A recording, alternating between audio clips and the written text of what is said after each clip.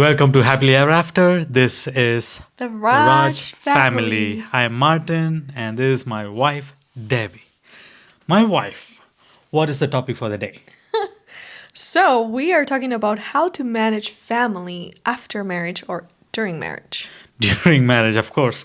And is this the family as in you and I, or family as in your family and my family? All of those. All of those. Okay, All of the okay. So it is above. going to be very interesting today. So let's see how this would go.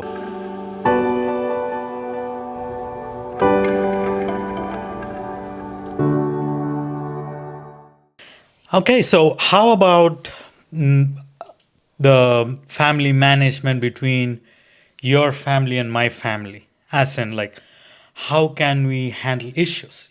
Good things are fine, we don't have any problems there. But when there are issues, let's say your parents don't appreciate something that I do, how do we handle that? So, a very important principle that actually we were told by our mentors that it's very wise advice is if my parents have something against you, I am supposed to stand by your side, defend you, and speak to them about the situation. Not send you to speak with my parents because it's easier if there's someone that is not part of the close family that you will have more friction, more misunderstandings, and if there's any hurt, it will be a little deeper because it's not like that's my mom and dad or that's my son, but it's like, hey, this is my son-in-law and this is my mother or father-in-law. So it's important to stand by your spouse, to stand with each other as one team, and I'm your defender in front of them and with them. I'm not there to get into their band or their view, but to honestly analyze things with you and then stand firm in what we as a couple, now we are a nucleus, we are an independent family, so we need to be in one accord. And I'm the representative, the ambassador with my family, and you with yours. So that would be the healthy way to do it. And I also think, let's say, even if I am on the wrong and they are right, and they are pointing it out and then they are having issues, it should still come from you to me. It shouldn't come from them directly to me, right? And likewise, if I have any issues against your family or vice versa, like you have issues with my parents, you talk to me and I will talk to my parents, and I will talk to you, you talk to your parents. It should never be in such a way that the son or the daughter is out of the picture and then they are having issues directly communicated, because that is never helpful to handle a situation, but it is going to have a very bitter experience and an outcome is going to make it even worse, right? So I think that is a fair thing to do. Yeah, and I'll always remember when we first met that you were very clear asking me and wanting to make sure we had that clarity and independence and individuality, that in the future we wouldn't be like all controlled by family members or all like, okay, we're coming to be into this big family, Yes. because that can become very unhealthy. And so we were in my family pretty close together. We would express a lot of things and be a pretty close family in many aspects. One thing that my family had very big was respect for each other's individuality and decisions and privacy in what do you decide to do and believe. Since very little, that was giving a lot of freedom in what we choose to believe and do. There were boundaries and regulations in the home, but there was a lot of freedom and independence in individuality. And so, even though we are very much concerned and involved with each other, and each one in the family has different personalities, some more impulsive and outgoing, others more reserved, others more analytical, which that plays a role in the dynamics in the family. But that was a big thing But I think it also has to do with how much room you give to family members to become part of that sacred nucleus. Yes. Yes. Because family, like marriage, is this threefold cord, right? The husband, the wife, and God. Exactly. Anyone else that comes, even if it's father, mother, sibling, to that trifold cord, will disturb the cord. Not just them, even children. Yes, it's true. It's Yeah. true. That trifold cord should never be added or disturbed. It only works when it's those three together. And then children come after that, and then other family and close friends have another realm, and like each one has their space. But if they come into that, then there's more frictions and Yes. Yeah. Yeah. Yeah. I agree with that aspect as well, that the threefold cord should not in any case be changed, replaced, modified. Recently I've been hearing that once the wife has a child, the child gets all the attention, the focus, and all of that. But in reality, it can be happening. In reality, people might be doing, but that shouldn't be the case. Yes, the attention should be there, but it should be together as husband and wife, mother and father towards the child. But that child cannot be the priority once it comes between the husband and wife. And I Right? think many times wives, as husbands have to be out working and just not very present constantly. Then when a child comes, that's their emotional support, and that becomes their strongest connection with their emotional needs. But Yeah. that can be later on down the road a codependent relationship Exactly. as well. Exactly. So for sure, a newborn and a toddler and a child will always have a special place in the mother and father's heart. Absolutely.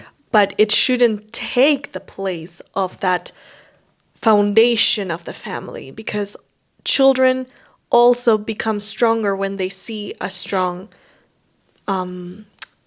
marriage. Yes. It gives Yes. them security, gives them joy, even if sometimes they want to play, but if parents are not fully strong together, then the children won't be strong Exactly. and they will suffer. And I remember one of our friends telling us how when he would come to the house from work, he will always greet the child first, the kid first. Yeah.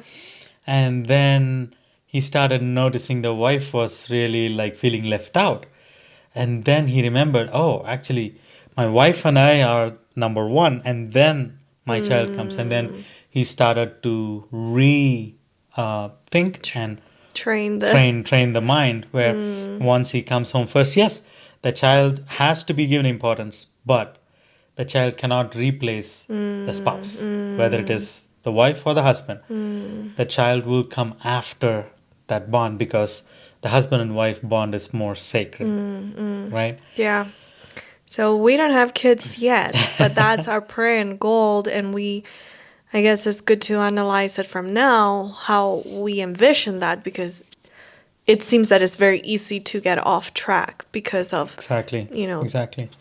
just the cute new addition to the family and all the needs that it's And needed. in many cases, that is how children start manipulating too, right? With the parents, they see More important. who is showing them more attention. Let's say the mother is there in the house through the time and the emotional support, and she's always willing to do anything for the child. And then even when the husband comes home, the child is given the priority and all of that. Apart from codependency, the child now sees like, oh, okay, so the mom is giving me more attention than dad. And then, so which means I can try to get things done through her. Maybe I won't be able to do it through dad, or vice versa. Either way. And They analyze a lot. They do. We don't give them enough credit. They do a lot of analysis and they understand. And Psychological analysis. yeah, in that young age. And therefore, what happens is they might come to the dad. The dad might say no for something, and then guess what? They're going to go to the mom. And next time they won't even come to dad. They will just go to mom because mom is the emotional support. She is there all the time.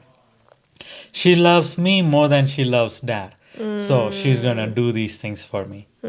Very, very real things that Yeah. we've seen in friends and maybe in our own family dynamics. And so we need to learn from what we observe and ask God for help in that.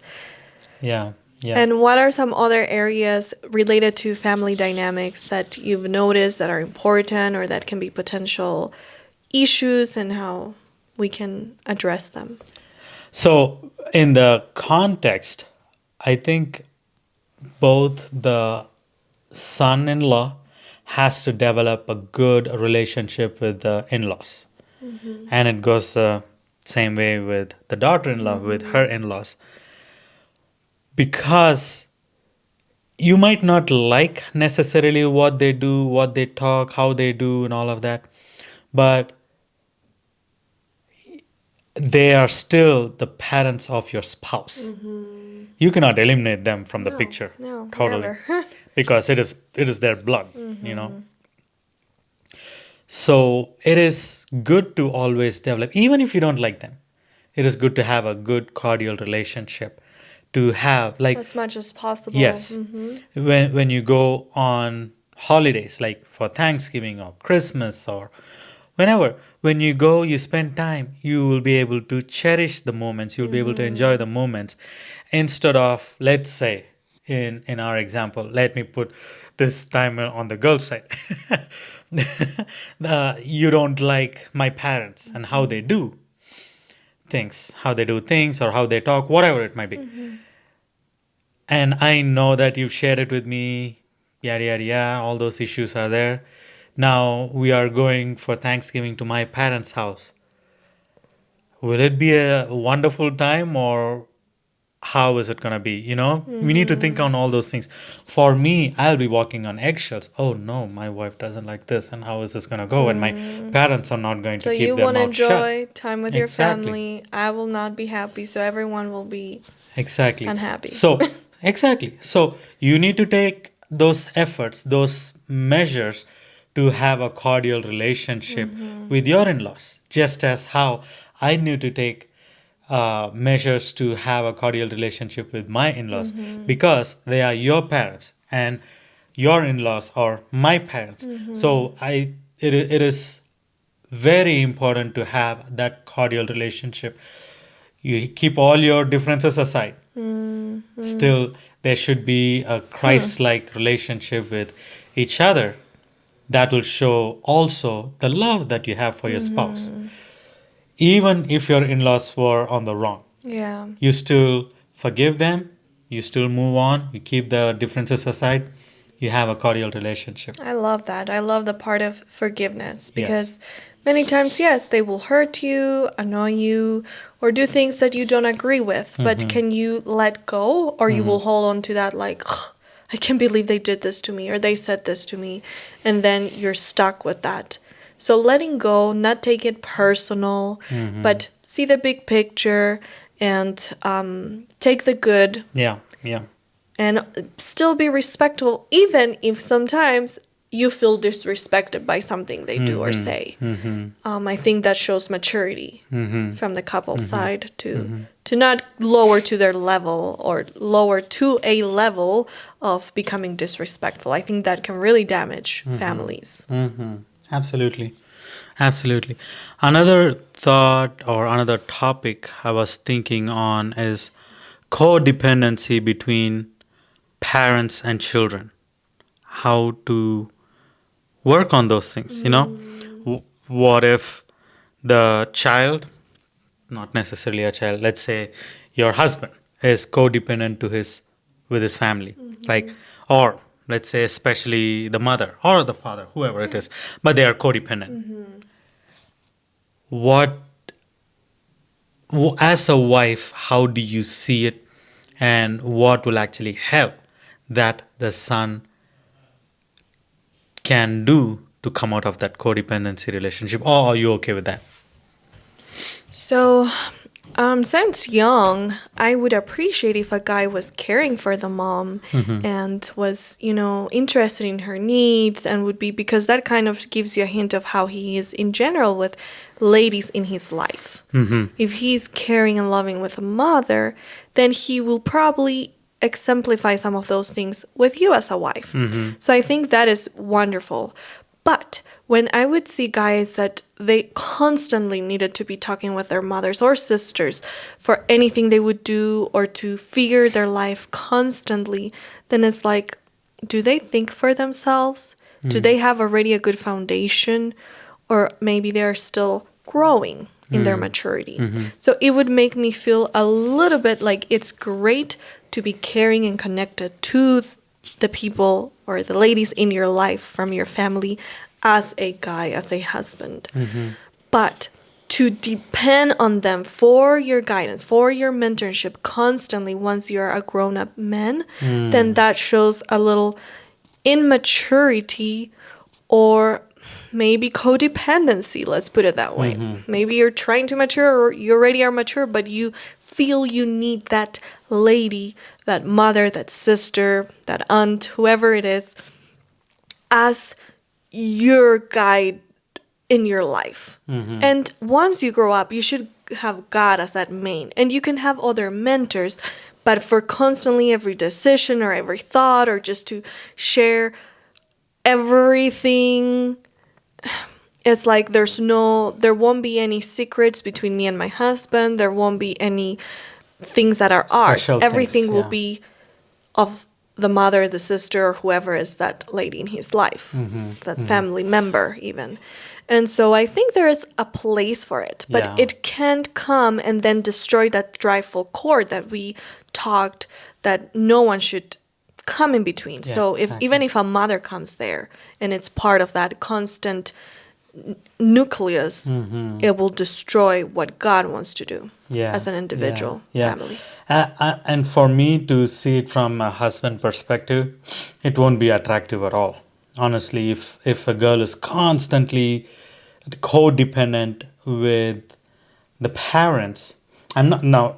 Don't get me wrong. I'm not talking about loving your parents. Loving your parents is one thing, Being but connected and yeah, sharing, yeah. exactly. But codependent is totally different thing, and that is not attractive What at is all. codependency? Codependency is whatever you share, like they need to be constantly connected. They have to share every single move, every single thing in their lives. There is nothing special, and So they don't basically, you cannot live your life without without them. them telling you how, what to do. Yeah, every decision that you need to make, they have to tell you. You cannot make a decision on your own because you've been doing that. You've been in that pattern for a while, for years, and you're not able to come out of it. Not that you're not able to come out of it. You don't want to come out of it because you're codependently That's your comfortable there. comfortable, right. Exactly. So you just settle there and you're happy and oh, I need to make a decision. Okay, all right, mom, dad, what should I do for this? Instead, what attracts for me is when the girl is more independent, mature enough to understand how to steer through life. Getting counsel is not wrong, Right. but It's wise. constantly, yeah, exactly, but constantly depending on them to tell you what steps to take. That is codependency, and that is not really attractive for A mature family. for a mature relationship. Right. And what is going to happen is it will lead me to think, are you going to be codependent on me? Because it is like transferring from one place to another.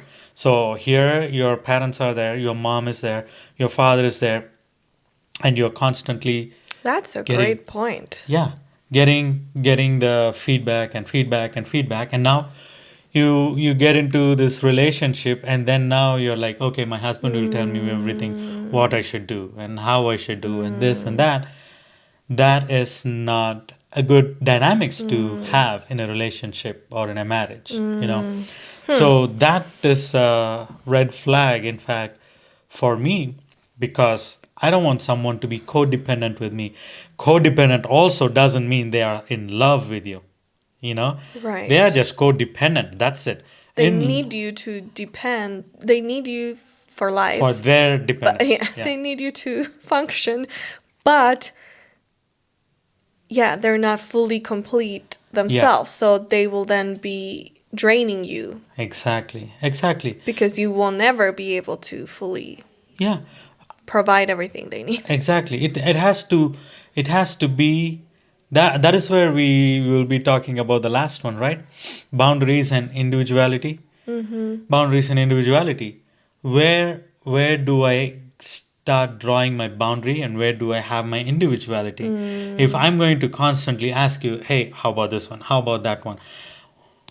And I don't know how as a man to make an independent decision, I'm going to be asking you constantly. Now, the problem would be if you are more like a narcissist. Imagine that. I'll be like, all right, All right, let's I'm control glad this this. guy. Exactly. You will be like, all right, he came to the right spot. I'll take him on a ride. That is how it is going to be. And I'm constantly depending on you. You are loving that dependence and all of those things. And that is not true love. That is not true love. It won't last too long. Even if it lasts too long, it's definitely not going to be a happily ever after. No, no. And thinking about boundaries and individuality, we all need to be dependent on the Lord, but not 100% dependent. Like, we need each other, but we shouldn't be fully dependent on another human being, or Exactly. it will create codependency. And so that's the danger of not realizing that codependency is just an unhealthy pattern and something Absolutely. that will lead us to fall into traps of narcissists or controllers, and that we need to be dependent on the Lord, independent in the sense of like me and God, we're enough.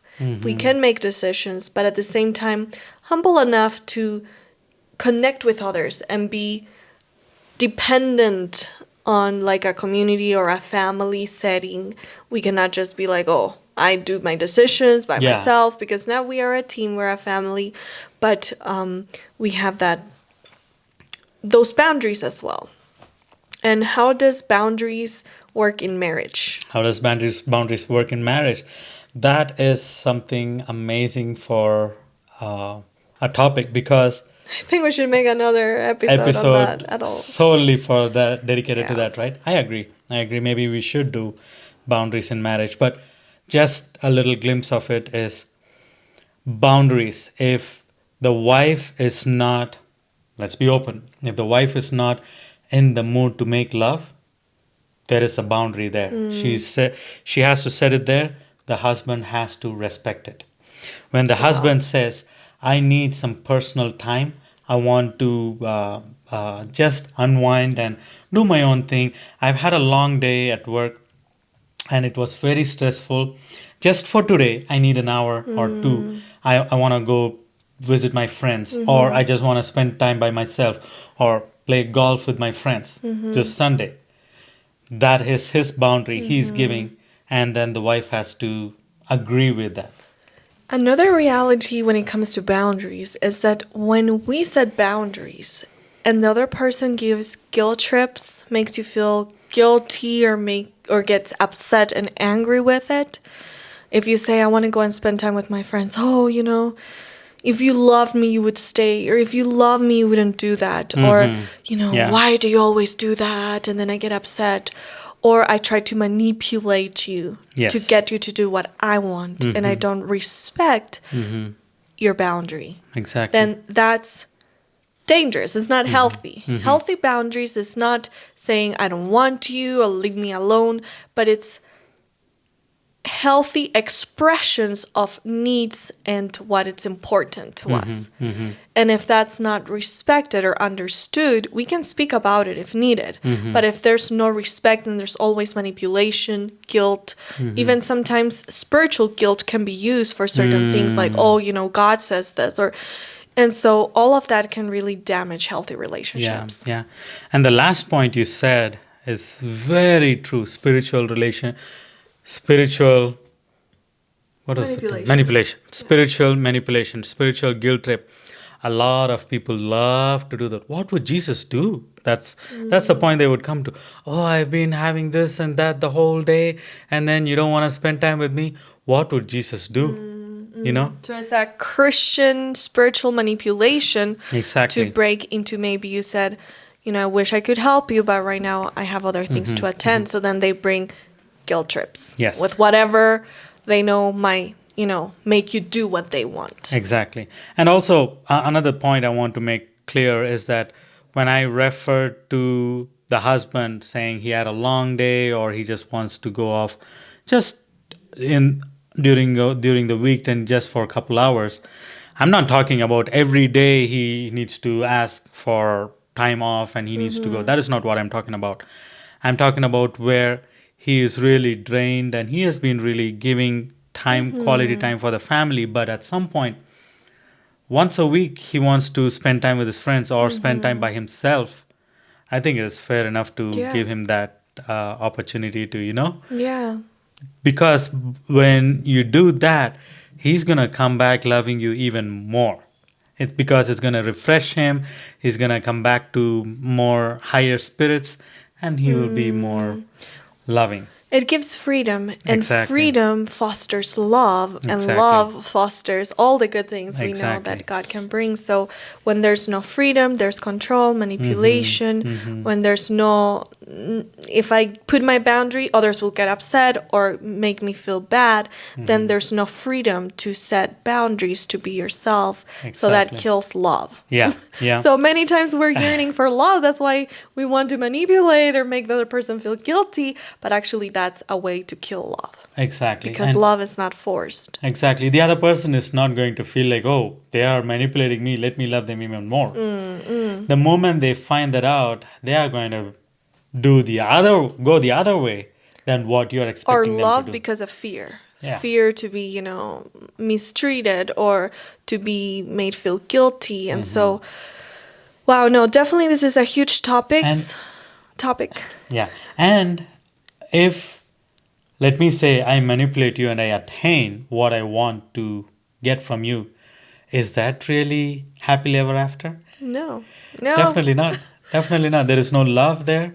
There is no happily ever after there. There is no mutual understanding and chemistry in it. It's just one person's manipulation that is making the other person to do it either out of pressure or out of guilt or like, whatever.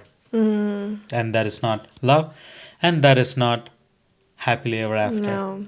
So, happily ever after comes only when we let God be the center, when we surrender, and when we truly work together towards Exactly. God's plan.